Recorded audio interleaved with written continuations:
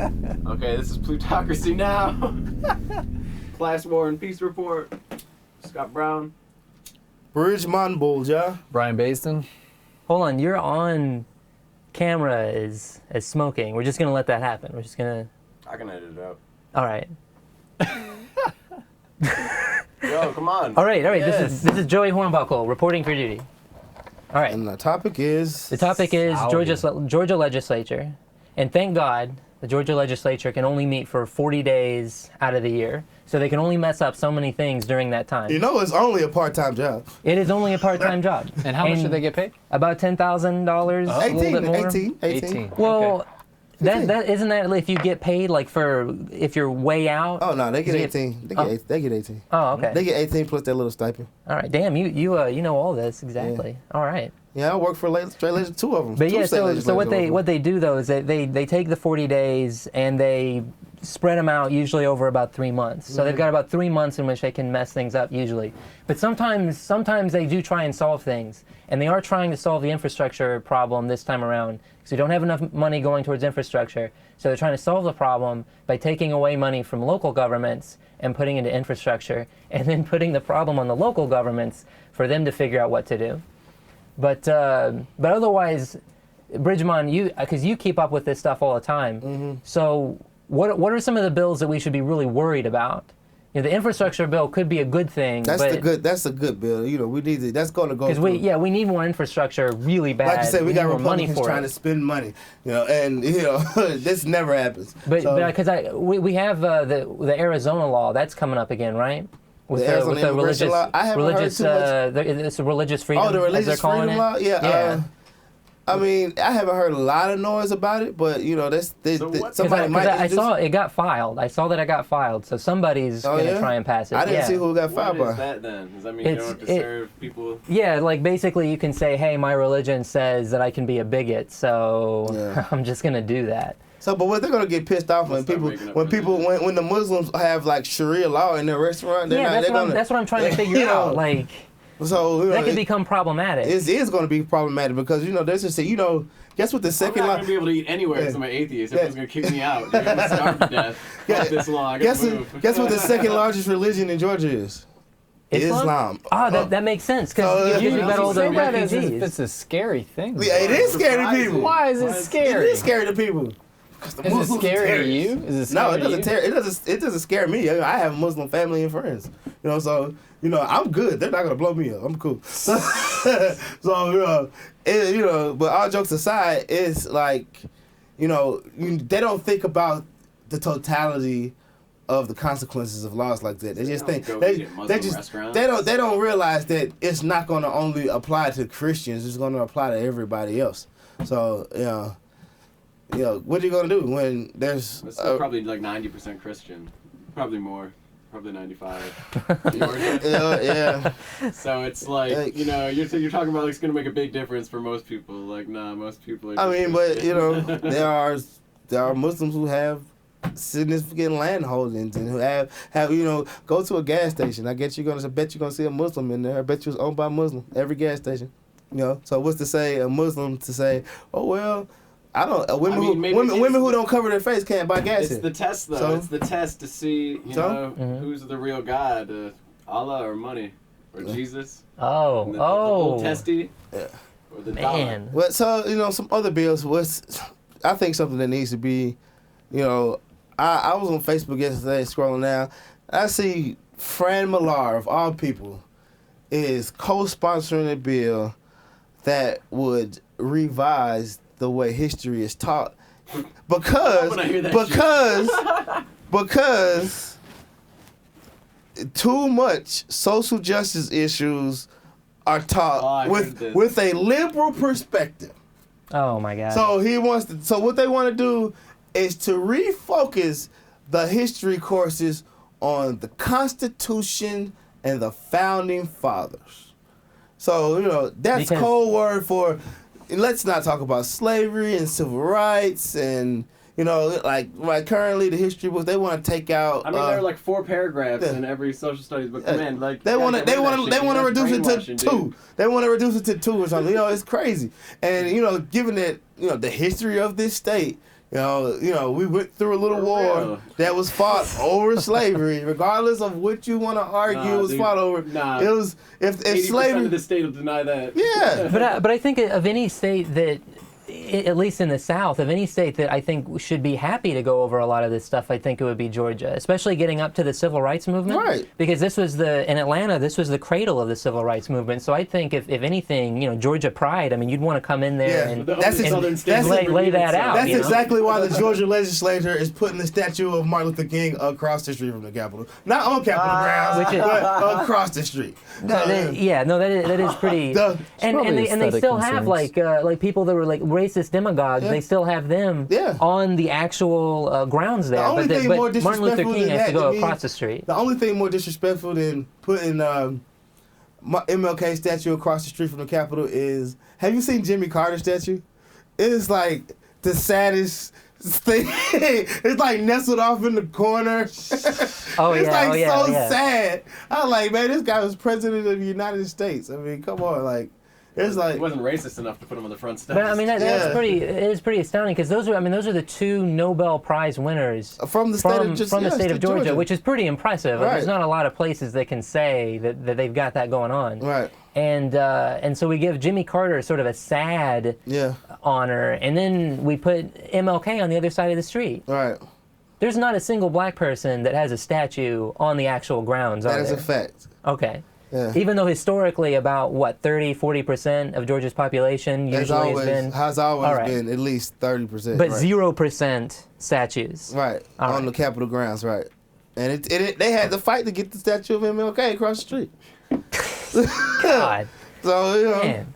It goes to show, where we're living at. Where is it going to be across the street? They built this new plaza called Liberty Plaza. It's the Statue of Liberty is over there. It's like it's like in the parking deck. By the Capitol where the towers are. The parking deck. So, like, basically, it's like there's this foyer before you get to the parking deck, and that's where they're going to put the statues. So, yeah, but it is Georgia. So basically, Andrew Young and John Lewis have like no chance at this point of getting statues on the actual grounds. You gotta go to City Hall for that. All right, yeah. But Kasim Reed probably got a big statue of himself. I'm sure he's already building one. I'm sure he's already raising money for it. I'm sure he is. So what else is up with the Georgia State Legislature? Well, there's one cool thing that I like.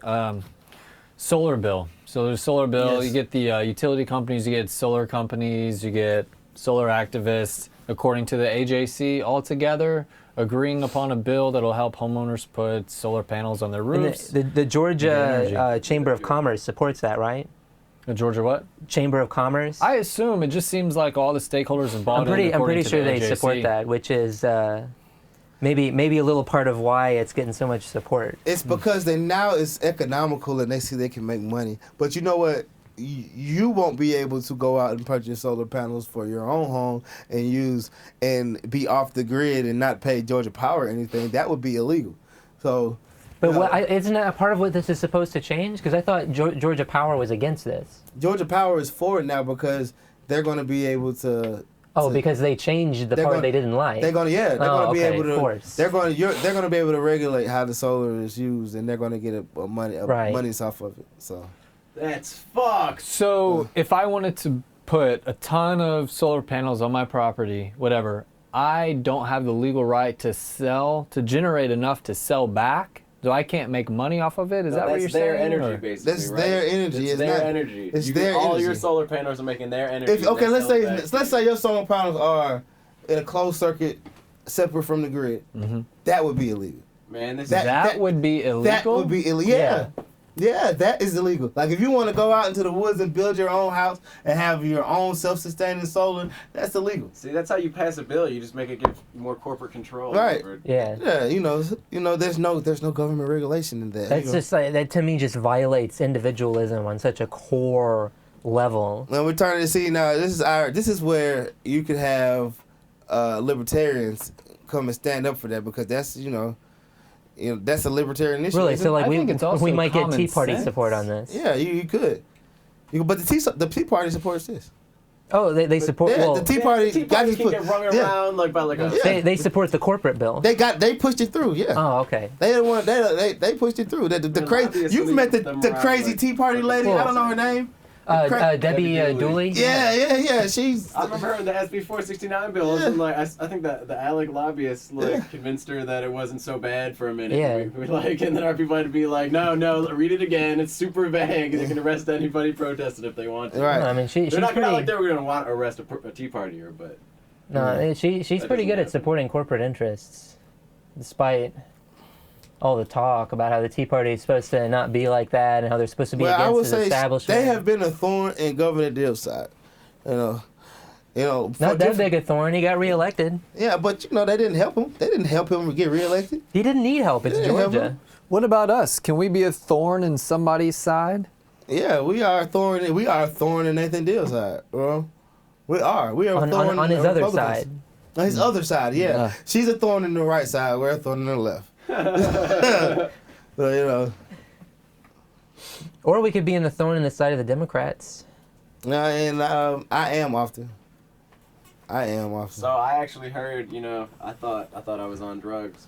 I might have been, but yesterday on the radio, Georgia State legislator, I don't remember exactly who, Republican of course, was talking about not giving, more tax breaks for Delta? Or not letting them qualify for some Yeah. tax. Yeah, right now they don't pay taxes. They don't pay the fuel tax on all the fuel that they use at Hartsfield. And they're the biggest fuel user of anyone in the state. So there's all this money that they should be paying to help our infrastructure.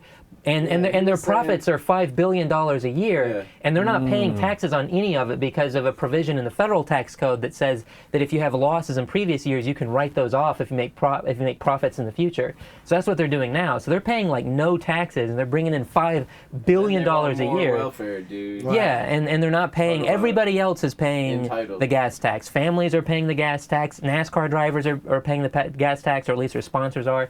But Delta is not paying it. This is the guy who voted for it when it went into effect, but it was because Delta was hurting at the time, so it was like to help them out. Mm-hmm. But then, now... But now they hand Now out the fuel is those cheap gold and, memberships. right. 10 years later, they're making $5 billion profits a year, so... Yeah, no, it makes no sense. Yeah, Nobody else does When's the last this. time you've flown Delta? Like, it's insanely expensive. I don't fly on airplanes that often. It's Ridgemont. insanely expensive. Like I'm not up in that elite crowd with you. Oh, not, man. not yet. Was it like crab and shrimp in Washington State, something like that? Yeah, all those first class seats you keep getting, man. It's like the whole damn. It's like first class prices for everything. Like if you want to get on a Delta flight, it's like $500. Let's go to Florida. It doesn't make any sense at all. How do they stay in Well, business? that's Delta. Because you know what? A lot of people, majority of people who fly Delta are corporate, and that makes sense. and somebody else paying for it. Uh-huh. So And they get tax write-offs on And they- that yeah. anyways. They- so. That's how I'll fly exactly. Delta. Tax write-offs for tax write-offs. yeah, it's just like a big ass. Go. It's like a big ass subsidy. The whole business. Because everybody who flies is subsidizing the tickets. Yeah. Well, I try to- and the federal government spends $20 billion a year on air transportation and infrastructure and all that as well. So if you add that in, I mean, it's actually extraordinarily subsidized. Yeah, but Not that other forms of transportation aren't subsidized a little bit too, but Right. Well, Maybe something, what else is up? one good bill. We have HB 58, got a Republican, and it's going to lower the threshold for third-party candidates to get on the ballot. All right. Used to be 5%, so Georgia used to have one of the most strict states in the nation of being able to get on the ballot. So instead of 5%, you need 2% of the signatures Okay. in a district to get on the ballot as an independent. Keeping in line with that, So we'll see if that passes. Senator McCoon, he's introducing a bill that would lower the age to run for office in the state. oh yeah, from 21 to 18, right? Yeah, if that's in the it's 21 to 18 in the you House. can't run for office 20 if you're not 21 in Georgia? You can't run. You can't run in the. You got to be 21 in the House, 25 in the Senate. Yeah. So this bill would change the age from 18 in the House and 21 in the Senate. And this a guy, a young cat, DeAndre Eberhardt. He's been lobbying hard. He's like 17 years old pushing that bill. I wonder why he's pushing it.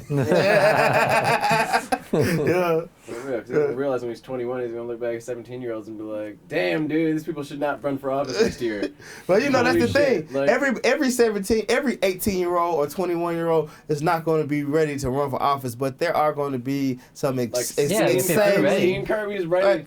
Yeah, you know, there are going to be some extremely bright, brilliant kids come out of Emory or even Morehouse, I would say, you know, who Georgia would be qualified. Yeah, who would be qualified to run. Yeah. I was saying, you know, like perimeter. this is not for the average 18-year-old. This is for like the hyper politicized advocate of his community. No, yeah. You know, According to the Constitution, you've got to be 25 in order to run for the federal House of Representatives. Right. So I could see saying, like, you know, maybe there should be a younger threshold for. Because then I can run for Congress when I'm 25 Senate. and I have experience. I've been in the state legislature since I was 18. Why can't I be a congressman? It makes sense. You know, like what's the pasty white boy who's Romney's running mate? Paul Ryan. He yeah. was like 25 when he got elected to Congress. Yeah, so you know, why not?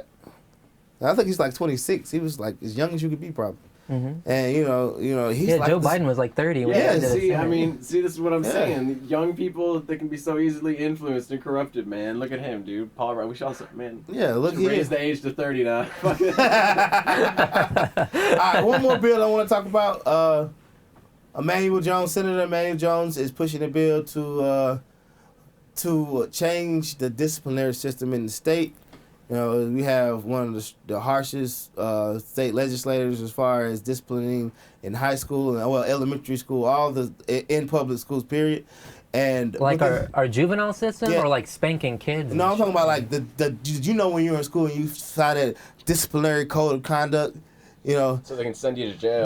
See, what the bill would do, it would give administrators leeway. They would, like, there's mandates on certain charges. Like if you fight, for instance, that's like automatic suspension for 3 days. This we bill gotta would wrap give it them. up. We're out of time. All right. So don't go fighting in school, otherwise Ridgemont's gonna Yeah. have some legislation or something. Signing out. All right, till next time. Peace. All right.